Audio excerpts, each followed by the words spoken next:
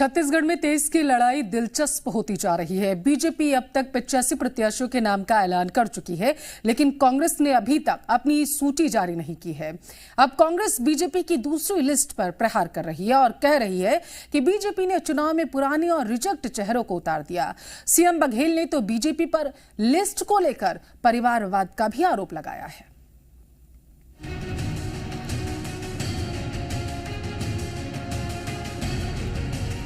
छत्तीसगढ़ के दंगल में अब सियासी पार्टियां खुलकर खेल रही हैं। चुनाव की तारीखों के ऐलान के साथ ही मुद्दों की महाभारत भी शुरू हो गई है।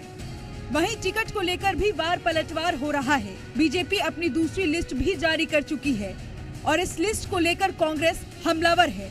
वहीं कांग्रेस ने अभी प्रत्याशियों के नाम का ऐलान नहीं किया है, जिसको लेकर बीजेपी ने कांग्रेस पर तंज किया है। वहीं बीजेपी की दूसरी लिस्ट को लेकर सियासी घमासान देखने को मिल रहा है। कांग्रेस के नेता लगातार बीजेपी पर आरोप लगा रहे हैं। सीएम भूपेश बघेल ने बीजेपी की लिस्ट पर तंज कसा है। सीएम बघेल ने कहा कि टिकट वितरण में रमन सिंह की छाप दिखाई दे रही है। ज्यादातर पुराने चेहरे सूची में शामिल हैं और बीजेपी में परिवारवाद दिखाई दे रहा है। वहीं कांग्रेस प्रदेश अध्यक्ष दीपक बैज ने कहा कि बीजेपी के 2018 के रिजेक्ट प्रत्याशियों को एक बार फिर मैदान में उतारा है।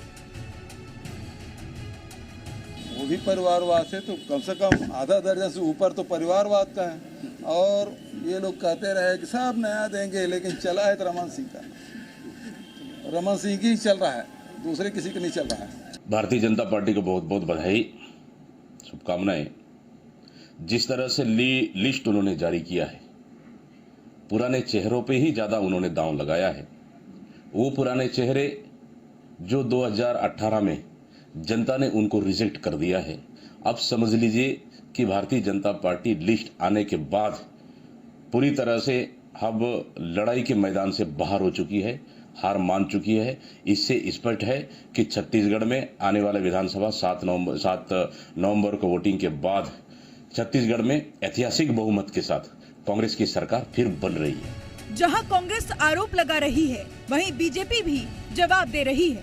बीजेपी नेता राजेश मूणत और रमन सिंह ने कांग्रेस पर पलटवार किया है और कहा कि कांग्रेस पहले अपना घर देखे। प्रत्याशी है वो मेरी पसंद का प्रत्याशी है। मैं खुद कमल निशान से लड़ रहा हूँ।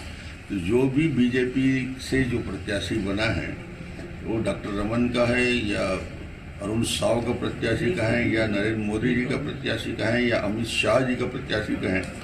हम लोग कमल निशान के प्रत्याशी हैं। व्यक्ति के साथ छत्तीसगढ़ नहीं जुड़ता, न देश जुड़ता। भारतीय जनता पार्टी के साथ जुड़ते हैं और हमारी पहचान सिर्फ कमल निशान को लेकर। जल्दी निर्णय कर ले, नहीं तो पत्र लिखना पड़ेगा कि कांग्रेस की सूची कब जारी होगी।